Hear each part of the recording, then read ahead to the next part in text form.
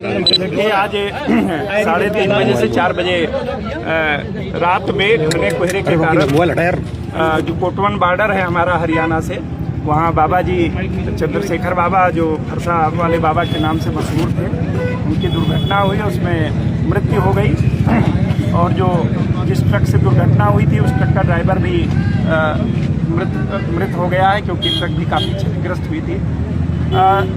बाबा जी का इस क्षेत्र में काफ़ी गौ सेवा के लिए तत्पर रहते थे और अपने पूरा जीवन उन्होंने गौ सेवा के लिए समर्पित किया हुआ था। और यहाँ का जो जनमानस है, ये ब्रज है, गोवर्धन का क्षेत्र है, जिसमें गाय के प्रति और गौवंश के प्रति लोगों की अटूट श्रद्धा, अगाध श्रद्धा है।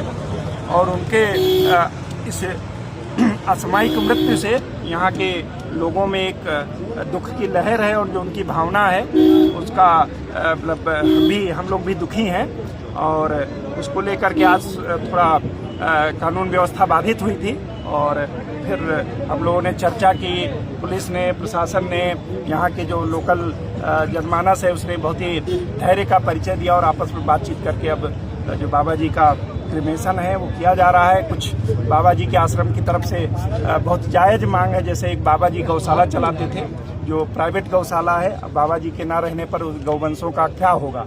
तो हम लोग, चूँकि सरकार गौशाला को सहायता देती है, तो इस गौशाला की सभी गौवंशों की रक्षा सरकार का दायित्व है, और हम लोग उसका करेंगे। आज से ही यहाँ के खंड विकास अधिकारी आएंगे और इस पूरी गौशाला का देखरेख करेंगे, और यहाँ के उप जिलाधिकारी को भी अभी मैंने बता दिया है। दूसरे ये था कि बाबा जी को शहीद का दर्जा दिया जाए, और बाबा चूँकि शहीद तो वही होता है जो सबके दिलों पे राज करता है, और यहाँ के जनमानस में बाबा जी की काफ़ी लोग मान्यता है और लोग उनको मानते हैं, तो और उनको एक स्मारक बनवाया जाए तो यहाँ कोई इसमें समस्या नहीं है। कुछ ये है कि जो गौसेवक लोग हैं उनको लाइसेंस दिया जाए, ताकि वो रात में इधर, चूँकि बॉर्डर का एरिया है, 2 बॉर्डर लगता है, राजस्थान का लगता है और हरियाणा का लगता है, मेवात का क्षेत्र है। मैंने कहा है कि जो पात्र होगा, जो लाइसेंस पाने का पात्र होगा, उसको बिल्कुल लाइसेंस देंगे।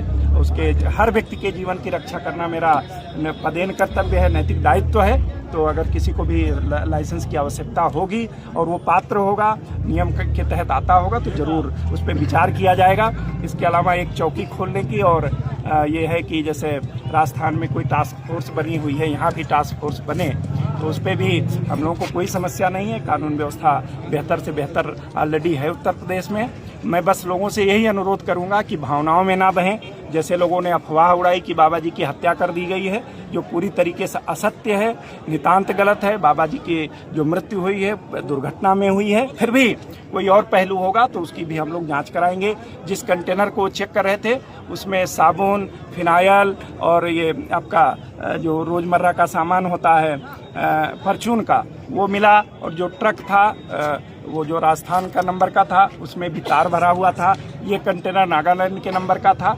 और जिस तरीके से लोगों ने अफवाह फैलाने का प्रयास किया, और यहाँ भी अन्य राज्यों के लोग आए थे जो सवेरे उत्पात किए हैं और अभी भी उत्पात करने का प्रयास कर रहे हैं, नियम संगत तरीके से कार्रवाई होगी। कोई निर्दोष निश्चिंत रहे, उसके विरुद्ध, अगर वो निर्दोष है उसके विरुद्ध कोई कार्रवाई नहीं होगी, लेकिन किसी दोषी को हम छोड़ेंगे भी नहीं। सर, ड्राइवर जो मरा है वो कौन है और कहाँ? इतना जानकारी नहीं है। वो गंभीर घायल थे, उनको आगरा रिफर किया गया था। अभी हम लोग उनकी पूरा डिटेल पता करके बाद में पता। कुल कितने लोग हिरासत में लिए हैं अभी तक? देखिए, जो ये भी हमको एग्जैक्ट संख्या नहीं है, पर लगभग 10 के आसपास लोग अभी हिरासत में लिए गए हैं। चूँकि लोग पथराव कर रहे थे, तो जाहिर सी बात है शांति व्यवस्था बनाने के लिए कार्रवाई की जाती है, और कार्रवाई की गई है। शांति व्यवस्था से किसी को खिलवाड़ नहीं करने देंगे। हादसा है प्रथम दृष्टया पूरी तरीके से यह दुर्घटना है, क्योंकि आज पता नहीं कैसे कई दिनों बाद इतना सवेरे कोहरा गिर रहा था। आप लोगों ने भी देखा होगा कि विजिबिलिटी पूरी तरीके से जीरो थी। आगे का कंटेनर इन्होंने रुकवाया था, इनके साथ कुछ और लोग भी थे, और पीछे की ट्रक आकर के वो है, जिसका एक वीडियो भी हम लोगों को मिला है। जो प्रथम दृष्टया ये लगता है दुर्घटना, फिर भी हर पहलू की हम लोग जाँच कराएंगे।